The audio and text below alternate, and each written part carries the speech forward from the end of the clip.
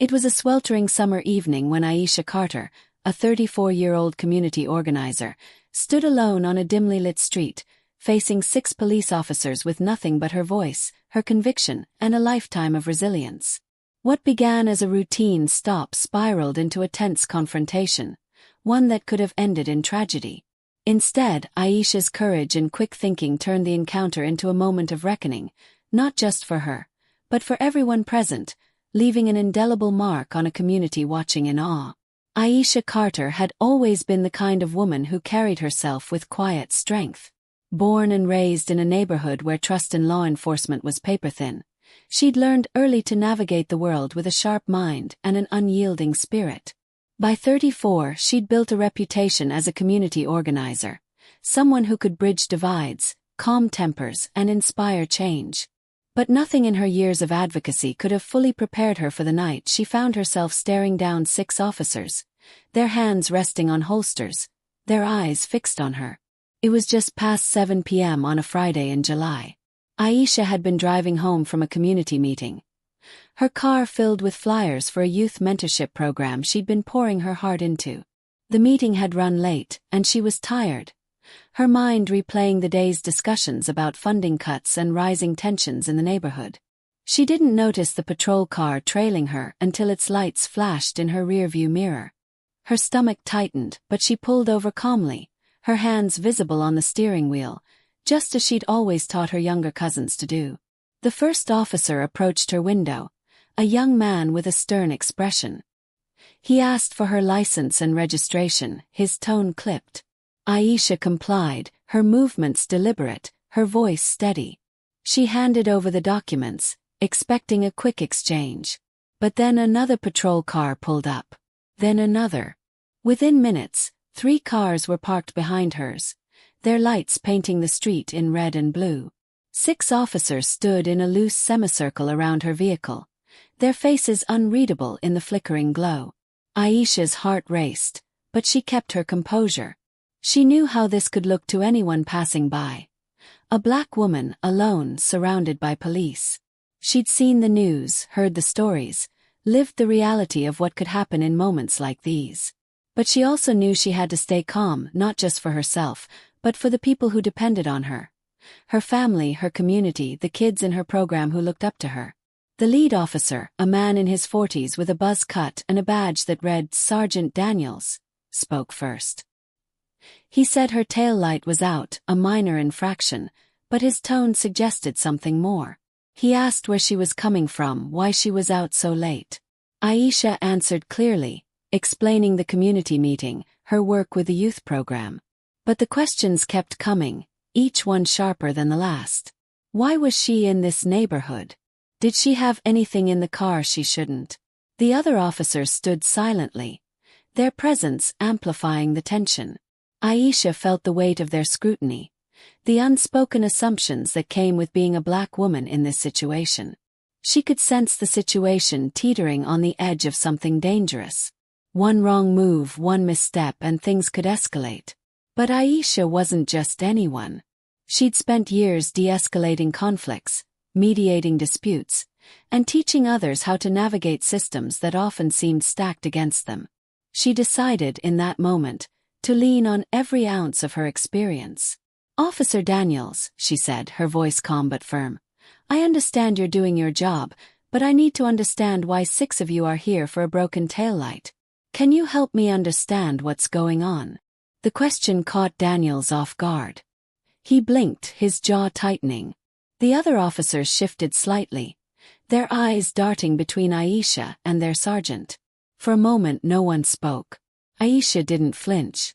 She kept her gaze steady, her hands still visible, her tone respectful but unyielding. She wasn't challenging their authority. She was asking for accountability. Daniels cleared his throat.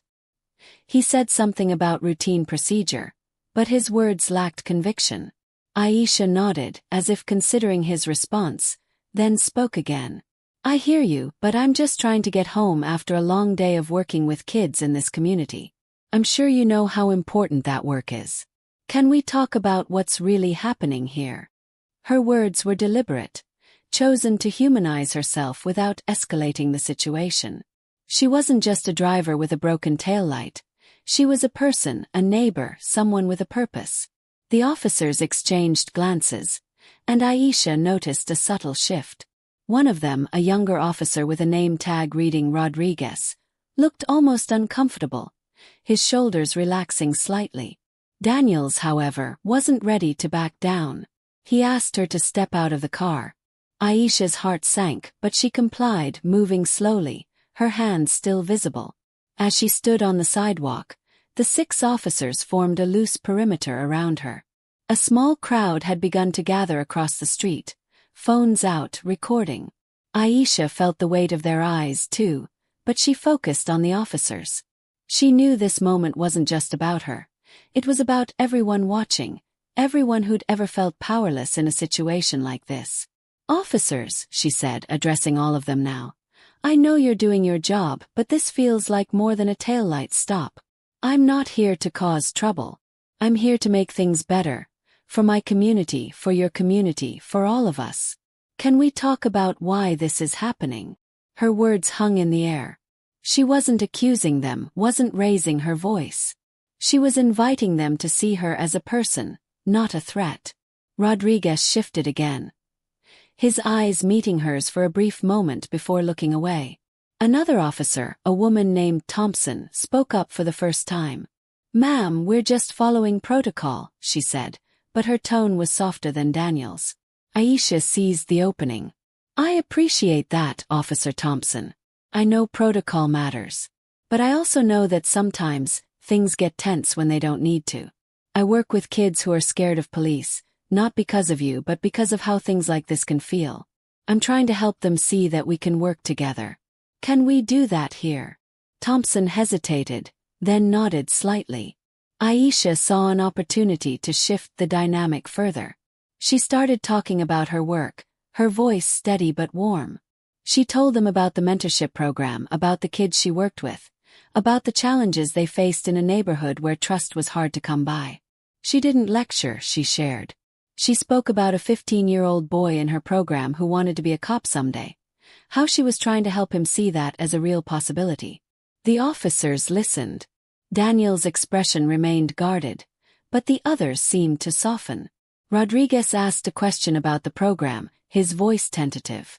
Aisha answered with enthusiasm, describing how she'd helped secure scholarships for some of the kids.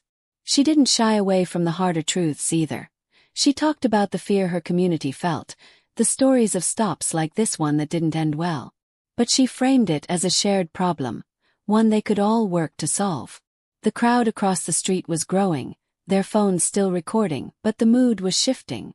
Aisha's voice carried, not just to the officers but to the people watching. She wasn't just de-escalating, she was reframing the entire encounter. This wasn't a standoff. It was a conversation, and she was leading it. Daniels interrupted, his tone still firm. "Ma'am, we need to check your vehicle." Aisha nodded, but she didn't step back. "I understand, but can we agree to do this in a way that doesn't make anyone feel unsafe? I'm happy to cooperate, but I want to make sure we're all on the same page." It was a bold move, setting boundaries without defiance.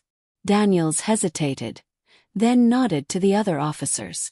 2 of them approached her car, while the others stayed with her. Aisha kept talking, now addressing the group as a whole. She asked about their experiences, what brought them to policing, what challenges they faced. She listened as Rodriguez shared that he'd grown up in a neighborhood like hers, that he'd joined the force to make a difference. Thompson admitted the job was harder than she'd expected, that the distrust in the community weighed on her.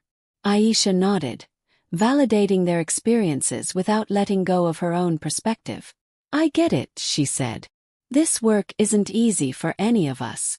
But we're all here right now in this moment. We can make it better. We can show people that we don't have to be on opposite sides." The search of her car turned up nothing but the stack of flyers and a few water bottles. Daniels returned, his expression unreadable. "You're free to go," he said, handing back her license. But Aisha didn't move right away. She looked at each officer, her eyes steady. "Thank you for listening," she said. I hope we can keep talking, maybe at one of our community meetings. We could use your voices there. Rodriguez nodded, almost imperceptibly. Thompson gave a small smile. Daniels said nothing, but he didn't stop her as she got back in her car. The crowd across the street erupted in quiet cheers as Aisha drove away.